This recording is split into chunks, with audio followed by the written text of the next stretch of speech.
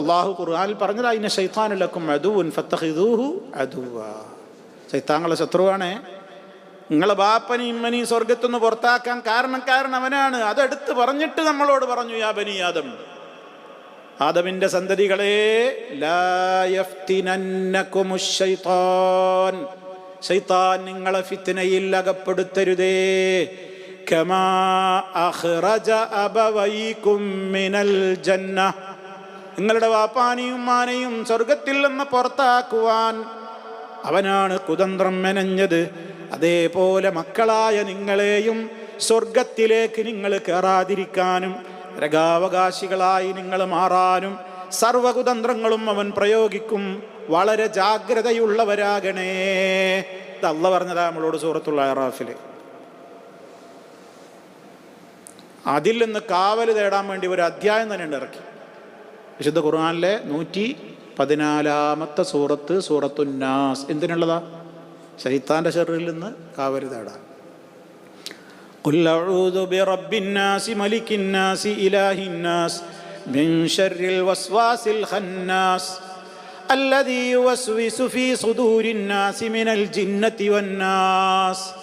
മനുഷ്യരിലുണ്ട് ശൈത്താൻ, ജിന്നിലുണ്ട് ശൈത്താൻ. ഇവിടെ 2 വർഗ്ഗമാണുള്ളത്, മനുഷ്യരും ജിന്നും. രണ്ടിലുമുണ്ട് ശൈത്താന്മാർ. ശയാത്തീനൽ ഇൻസി വൽ ജിന്നി. ഇൻസിൻ്റെ ശൈത്താനുണ്ട്, ജിന്നിൻ്റെ ശൈത്താനുണ്ട്. ജിന്നിൻ്റെ ശൈത്താന് നമുക്ക് കാണാൻ കഴിയാത്തതാണ്. ഇൻസിൻ്റെ ശൈത്താനോ കാണാൻ പറ്റും. ചിലപ്പോൾ നമ്മളെ കൂടെ കിടക്കണ ഭാര്യയാവും, അല്ലെങ്കിൽ ഭർത്താവാവും, അല്ലെങ്കിൽ കൂടെയുള്ള മക്കളാവും, അല്ലെങ്കിൽ ബാപ്പയാവും, അല്ലെങ്കിൽ ഉമ്മയാവും, ഒക്കെ തന്നെ ഇരിക്കും ശൈത്താൻ. ശൈത്താൻ്റെ വർത്താനം അവർക്കും അവർ പറയാം. ഒരു നല്ല കാര്യം ചെയ്യാൻ ഒരുങ്ങുമ്പോൾ മക്കൾ പറയും ബാപ്പാനോട് അത് നിങ്ങൾ ചെയ്യണ്ട, അല്ലെങ്കിൽ ഭാര്യ പറയും ഭർത്താവിനോട് അത് നിങ്ങൾ ചെയ്യണ്ട, ഭർത്താവ് പറയും ഭാര്യനോട് അത് എനിക്കിഷ്ടമല്ല. ചില പെണ്ണുങ്ങൾ കണ്ടിട്ടില്ലേ, ശരിക്കും ശരീരം മറച്ച് നടക്കൂല.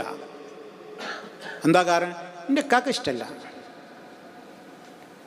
ആരാ വെള്ളക്ക? പരലോക കോടതിയിൽ ഖബറിൽ വരുമോ? എന്നാ പിന്നെ തുണിക്കിൽ ഇങ്ങനെ 3 കെട്ടുമ്പോൾ ചങ്ങായി പറയണ്ടേ എനിക്കിഷ്ടമല്ലേന്നു, ഇങ്ങനെയല്ല പോകേണ്ടത് ഖബറിലേക്ക്. അത് നല്ല മൂടി പറിച്ച് 2 തലക്കലും കെട്ടിയിട്ട് നടുക്കൊരു കെട്ടും കെട്ടിയിട്ടല്ലേ മയ്യത്ത് കെട്ടിൽ വെച്ച് കൊണ്ടുപോകണം. ഈ പറയുന്ന ഈ ഇക്ക അവിടെ ഉണ്ടോ? ഇങ്ങനെ കെട്ടല്ലേ?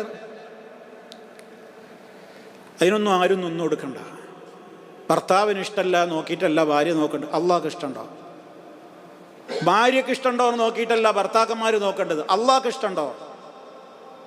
അവിടെയാണ് ഇസ്ലാമികവും ഈമാനികവുമായ നമ്മുടെ കരുത്ത് പരീക്ഷിക്കപ്പെടുന്ന രംഗം.